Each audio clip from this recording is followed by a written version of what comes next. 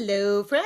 All right. So today I want to talk about making childhood magical because last week was Valentine's Day and I was a little astounded, I gotta be honest, seeing what parents are doing for Valentine's Day and what schools are doing for Valentine's Day. And it's like full on goodie bags now instead of the used to be like a crappy little card that you got 24 in a pack. There were always 26 kids in class, right? But it's gone crazy, and I'm not judging. I'm not, no, I'm kind of judging. I'm not judging if you love to do it, okay? And I'm not one of these like, oh, it's a made up holiday. It is a made up holiday, but kind of they all are. And any opportunity to show love is awesome, right? I don't think that's a horrible thing. But Valentine's Day and St. Patrick's Day have gotten fucking out of control. Those were never holidays. Like maybe your mom would make heart-shaped pancakes, maybe you'd wear red, but that was like it. When I was a kid, and then even when Pascal was a kid, it was not a thing. But now there's like everybody's got to make a giant box to hold their cards. And I don't know. Here's the thing, guys, that adds mental load, that adds finances, right? And one of the things that's so funny is whenever I post about slowing down on Instagram, people will come at me about late stage capitalism, late stage capitalism, late stage capitalism. I have to work. I have to work. You working is not late stage capitalism. Everybody's worked. That's not late stage capitalism. What is being convinced by corporations that you are not enough and that you need things that you do not need. And we know this. Our landfills are stuffed with items like Valentine's Day decorations, right? These like one-off things. Like if you redo your whole house for Valentine's Day, for St. Patrick's Day, I mean, obviously if you just reuse the same decorations, that's cool. But this whole idea, I saw this at Christmas, people were doing a Ralph Lauren Christmas and people were talking about themes, like their house is a theme. And they do a new theme every year, which means these things are disposable. Like, what are we doing? But more than anything, the Valentine's Day and St. Patrick's Day are those 2 days. Like we don't have to go overboard. You can acknowledge them without them being a big deal. Now I've heard St. Patrick's Day is nothing in Ireland, and St. Valentine's Day was marking a massacre, like a bloody massacre. So we really steered far from from the original event. But what I really want to talk about is where are we fucking ourselves? Because I have never seen a population more than moms, a demographic, I should say, right? Like moms that just keep screwing themselves. Like we make more work. And it's almost as if we think we can outwork or out fabulous or out spectacular. I don't know, like our mom guilt. Is that what it is? I want you guys to like really take a minute and ask yourselves, what is this obsession with making childhood magical? Oh, it's got to be magical. It's got to be magical. And this is on the tail end of the Disney episode too, right? Like Disney does not inherently make a childhood magical. It doesn't. And neither do these over the top things. And so why are we doing them? And I've come to a couple of conclusions. I think one is peer pressure. Like if the school is doing it, right, don't we just have to take part? Otherwise our kids will be left out. So I think that is fair enough. But I will say, if you join the PTA or PTO, whatever you guys call it, you can make changes in your own little system.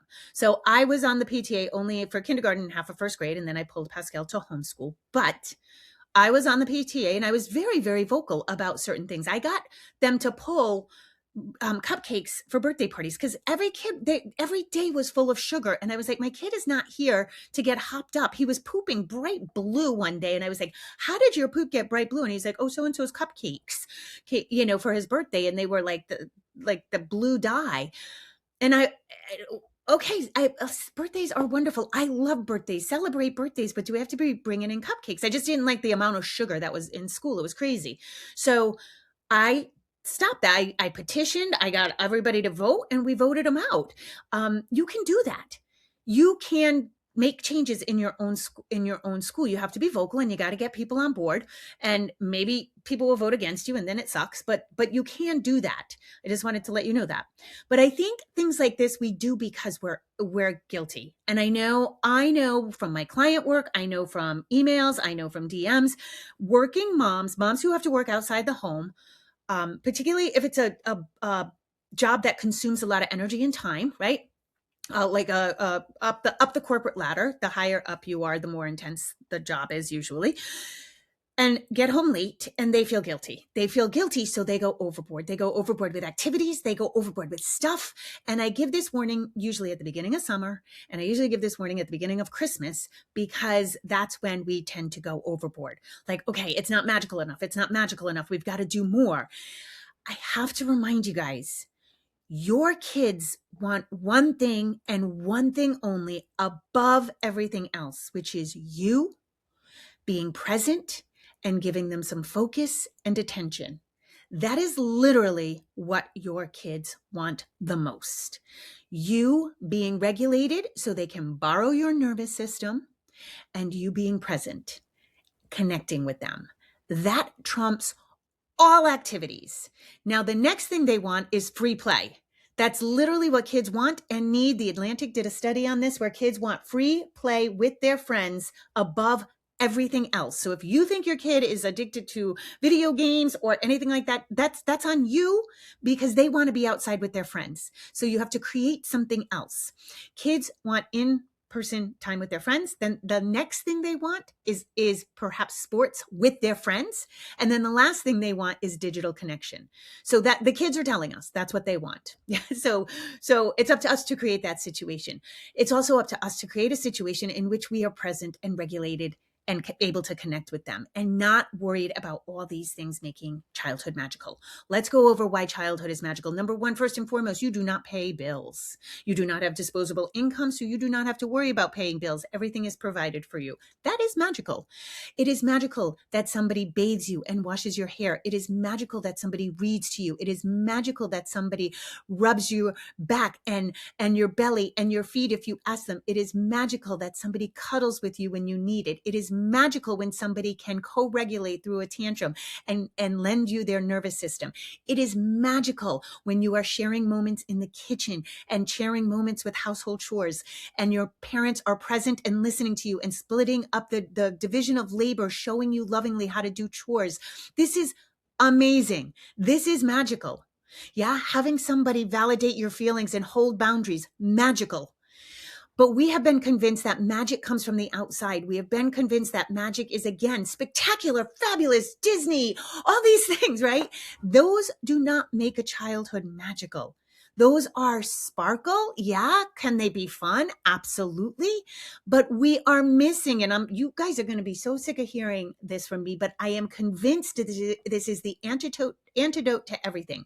Simplify your lives so you can find the magical in the mundane. When you can do that, then your child's life will be magical. Yes, your nervous system is running the show. So if you are scattered, if you are overwhelmed, if you are burnt out, your kid is going to react to that. And that is going to make mothering not magical. Yeah, not magical. Oh, I just saw a quote the other day and I freaking love this. Lean into the hard parts of mothering, because that will make mothering easier. When we just skirt around it and just can't wait for these bigger moments,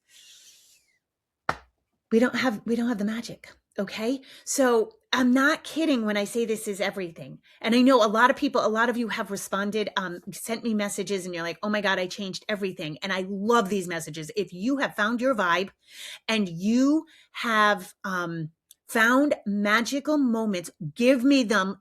Please comment on Spotify. Just send a DM, send an email, hit me up on Instagram. I would love to hear about it, because I'm hearing from a lot of moms and it is changing everything. So I'm going to keep banging this drum till it's in everybody's head. But this is, think of what made your childhood magical. And I know a lot of people are like pulling now. I want my kids to have a 90s summer. I want my kids to have a 90s childhood, and trying to recreate that. Clearly, we don't have the systems in place that we had in the 90s. Or maybe we have too many systems in place. We had nothing, right? Or, for me, it was the 70s. For you, it might have been the 80s. But what was the magic? The magic was getting on your bike. The magic was kids knocking on your door. Hey, can Jamie come out and play today? Yeah. The magic was meeting with your friends, building a fort, playing with a dollhouse, whatever you did. Whatever we did, but it was going to other people's houses, playing with other kids, that was fun. That was the magic. Riding your bike for the first time, riding your bike down the street, a little out of your mom's vision. Whoa, that was independence. That is magical. Being able to make your own food. Oh my God, I remember that. I remember my mom giving me the responsibility of turning on the stove and cooking my own food. These are the things that make a kid feel capable, resilient, and magical. Not like what do I want to say? It's almost like false gods. I feel like it's like, right. And when I say God, I mean a true inner nature of a true well-being. But we have these other false things, these false promises that if I just have the right balloon sculpture and a dozen roses, I saw kids with a dozen roses. Like, whoa! I think you want to always tell your kid you love them and a little something special on Valentine's Day for sure. But honestly, a dozen roses for a 6-year-old, over the top. But then also they start expecting spectacular. Their dopamine gets hit. So now it's like, okay, how are we going to top this? You have to keep topping it. That's how we got to $1,000 birthday parties. How can I top last year? And just bring it back. I've talked about Pascal's old school birthday parties and how much people loved them. The kids loved them. So scale back to a point where you can be that calm, connected, regulated parent. That's what we're looking for, because I feel like in this effort that I've been doing recently to find where the drains are, where the leaks from motherhood that's making it so crazy, I feel like so much of it is moms being exhausted, so not having it in them, not having the capacity, not having the wherewithal, the strength to be able to show up for their kids at 6 o'clock after they've worked all day, right? And the kid is whining and not at their best at this point in time. And so that's where boundaries get skewed. That's where screen time comes in, right? So where can we fix this for you? And I'm telling you right now, these self-imposed things like an over-the-top Valentine's Day, an over-the-top St. Patrick's Day, people be setting up leprechaun traps, gold glitter in their house. I'm like, what the hell are we doing? Like, it's just more work. Now, again, if you are a Pinterest mom, and I say that with no shade, I am not one, but if this is your joy, you have a craft cupboard, you do all of this effortlessly, it makes you more connected, your kids are helping and you love it. Oh my God, rock on. I am not here to fix something that's not broke, because I know moms like that. That is not me. This would have been extremely taxing on me and I would not have loved it.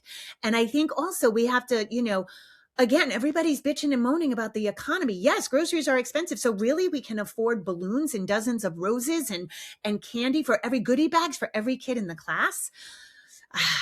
We're doing it to ourselves. Where can we see where we are fucking our own selves and stop, you guys? All right, I beat that dead horse. Magical childhood. Make it magical every day. Find your vibe. I don't know what your vibe is, but I'll tell you what, yesterday I was just kind of caught in a little slump. And I have recognized in myself that when I am avoiding something, when I am procrastinating something, that is when I get pulled into the social media rabbit hole, right? Because it's easy and it feels like I'm working and it feels like I'm doing something. Look, I'm getting ideas. Look, I'm learning something. All lies. All lies. Yes. So I could feel it yesterday. And Pascal is actually on the West Coast snowboarding. So I get a lot done. Like as much as I'm a goofball in front of Pascal, I have a hard time making content in front of him. So when he's around, I feel like I'm just kind of skirting around, not being able to do what I want to do as far as creating content. And so I have this like free time and it's awesome. And I could not get myself like out of this like low grade funk. And I realized I hadn't worked out in the morning. My morning has to be like a morning routine. I have to take Maverick for a walk, eat, and work out. If I don't do it, I start to fall apart. Like the system just falls apart. So that's me. It doesn't have to be you. But there were too many big things that I was avoiding. And I got like a little trapped on social media. I was like, oh my God, what are you doing? So I did a workout, which immediately perked me up. And then I realized I I have more costumes, guys, from my circus days than I actually have like real clothes. And so one of my costume bins got a little ruined in my basement. Things got mildewy and it was very sad. I had to throw out a lot of costumes, but I have this purple velvet cat suit that is, it was handmade for me in 1994. I look hot and it's awesome. I love it. So I had saved it from the mildew just in time. I saved a couple, my unicorn onesie, a couple of things that I consider very important. And so I put it on for no reason because I was like, you know what? I just need to feel good right now. And then I put on some 1970s kind of disco and rhythm and blues or what is it? Like funk, right? Oh my God, instantly changed my vibe. I started dancing around the house. I was having a blast. I was picking up clothes. I did all my chores and then I started creating content and I saved the day with my vibe.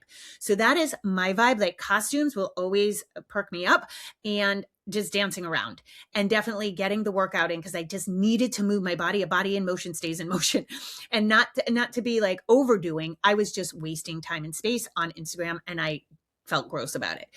So find your vibe. I don't know what your vibe is. Maybe your vibe is arts and crafts and things like Valentine's Day and St. Patrick's Day are your jam. And you sit with your kids and it's lovely connection time and you have super fun and it's not taxing again. That's awesome.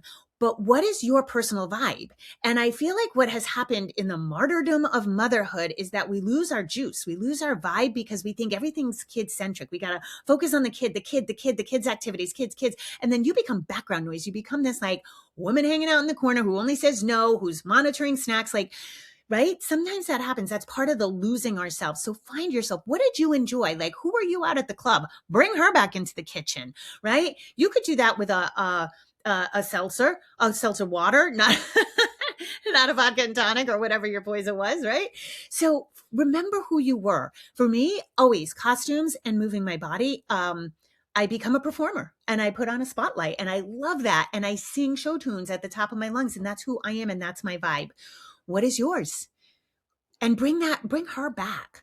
And one of the great things about menopause that I have found is it stripped away everything. And now I can really feel like my spirit animal is my 4-year-old self. Oh boy. And when she wants to get dressed, it's super fun. So I'm letting her more and more like have free reign because I'm like, who cares anymore? Go to the grocery store in a costume. Nobody cares. We're going to hell in a handbasket anyway. Might as well go down having fun. So yeah, find your vibe and that will lead your house because you being happy and not overtaxed is, you can think it's selfish. You can think it's crazy, but that's going to lead the climate of your house. It's going to elevate everybody and it's going to make all the yucky chores, all the everyday chores so much better. So yeah. All right. Sorry, that went in another direction besides just making making childhood magical. I will say this though, having a happy fucking mother makes childhood magical in and of itself. That's it. So how can you find your vibe? How can you find some magic? How can you find a little bit of who you were? And how can you ride that vibe? All right. That will be magical for your child. Okay. Thank you for coming to my TED Talk. Okay, I did want to tell you guys about my March classes. So we're doing strength and mobility again because it was a hit. Love it. We're having so much fun in that. So if you didn't sign up for February, you can do so for March. And then I have Over It. I'm super excited. This is my mothering course. So this is if you're over it, just over being overstimulated, overwhelmed, and burned the fuck out. We are going to go through in a concise manner. Each week is going to be a different class. We're going to do how to be an authoritative presence in your house. That's the firm but kind leadership that we're all looking for. Not slip into authoritarian, not slip into permissive. We're going to go over boundaries, consequences versus punishments, and first time listening. The next is overstimulated. Where are your energy drains? Where are you tipping over into stimulation? We're going to look at digital life and scheduling and all those things. Then the next one is going to be overwhelmed. We're going to do nervous system and we're going to do nervous system reset. We're going to do nervous system things that you can do in the moment that help you get back to a regulated state. Remember, being regulated isn't being calm all the time. It's being able to shift in and out of dysregulation with ease. We'll be going over that. And then the last thing is mental load and that the 5 components to mental load and where in those 5 components we can ease up so that we're not feeling so taxed. And we can do this even if you have an unsupportive spouse who doesn't believe in mental load. I'm not going to call them a partner because they're not a partner if they're unsupportive, but we're going to go over that. It's going to be super fun. Live classes. You don't have to be there. You will get the replay. All right. As always, guys, put your phone down, rock on, have a beautiful day, and find your vibe.